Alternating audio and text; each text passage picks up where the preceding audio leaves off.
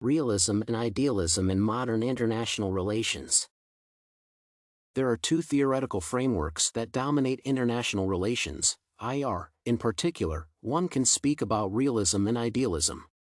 They can be viewed as ideologies or principles that affect the policies of different states. Overall, these approaches are still debated by many government officials and scholars who try to determine which one is most suitable for understanding the interactions between or among countries. It is necessary to compare and contrast the principles of these frameworks and discuss their applicability to contemporary international relations, especially Gulf politics. These are the main questions that should be examined. One can say that realism and idealism are closely tied to such issues as self-interest and mutual aid. Finally, each of these frameworks is relevant to modern international relations. First, it is vital to examine the main elements of political realism.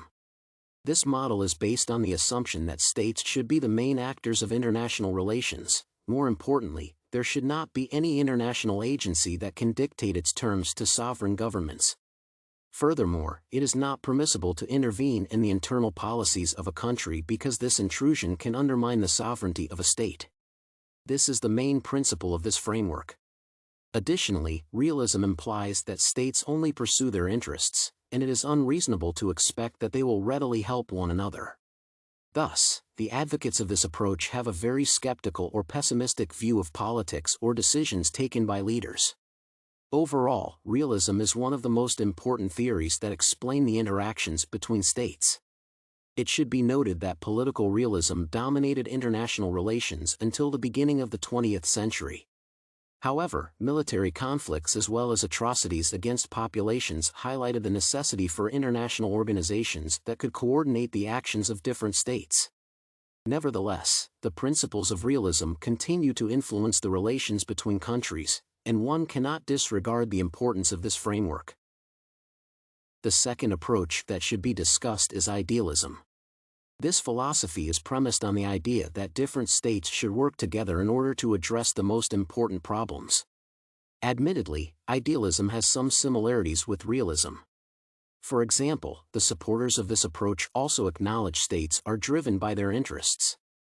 However, they point out that these actors must reconcile their interests in order to overcome common challenges.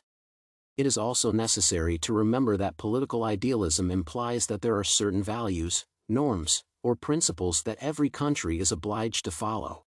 This argument is particularly relevant if one is speaking about the use of human and civil rights of individuals. Thus, the advocates of idealism believe that there should be some international law that can regulate the activities and decisions of different states. This is the main distinguishing feature of idealism, especially in comparison with realism. Contemporary international relations are affected by each of these frameworks. It seems that both realism and liberalism can be fruitful for the discussion of Gulf politics and the relations between different countries that have different interests, goals, and priorities. First of all, these theories can be used to predict the decisions of different political leaders. Secondly, they are vital for formulation solutions that can suit both sides. In this case, close attention should be paid to the principles of liberalism, which emphasizes the idea of international law and protection of human rights. Thus, one should not suppose that these frameworks are only theoretical. It is important to remember their practical implications. For instance, one can speak about the recent uprisings in the Arab world because they posed a variety of challenges to the political leaders of many countries. The political conflicts that took place in Libya, Syria, and Egypt were caused by a variety of factors, and at this point, it is not fully known what kind of consequences they will lead to. To a great extent, the task of the international community is to avert possible military conflicts between different states. More importantly, international agencies should ensure that human rights are properly protected by various governments.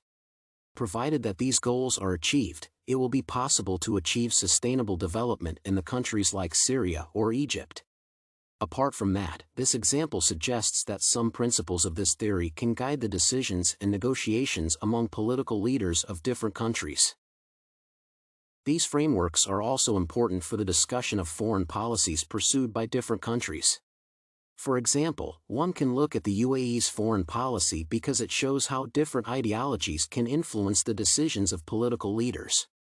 The government of this country attaches importance to establishing partnerships with different states, especially in the Middle East. To some degree, this country follows the principles of political idealism that stress the necessity for mutual aid and partnership. Currently, the UAE is a member of the United Nations Organization. More importantly, the UAE is an important element of the Arab League. Apart from that, the government of this country supports international cooperation, especially in the regulation of nuclear weapons or nuclear energy. Furthermore, the state offers financial aid to many countries in the Arab world. Therefore, one of their intentions is to foster international cooperation in an effort to promote the welfare of Arab people. These are some of the main aspects that one can identify. However, at the same time, this state resists any intrusion into its internal affairs.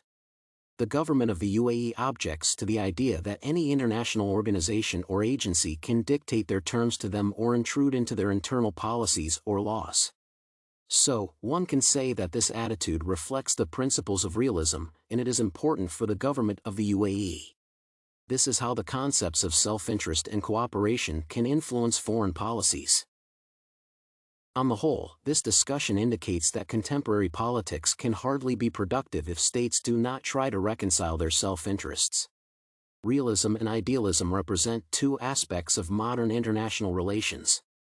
It seems that both of these frameworks are vital for understanding and constructing international politics. Modern international relations reflect both realism and idealism because sovereign states have to attain different goals. In particular, they should pursue their self-interest, but at the same time, they should establish a partnership with one another because in this way the country can better attain its goals.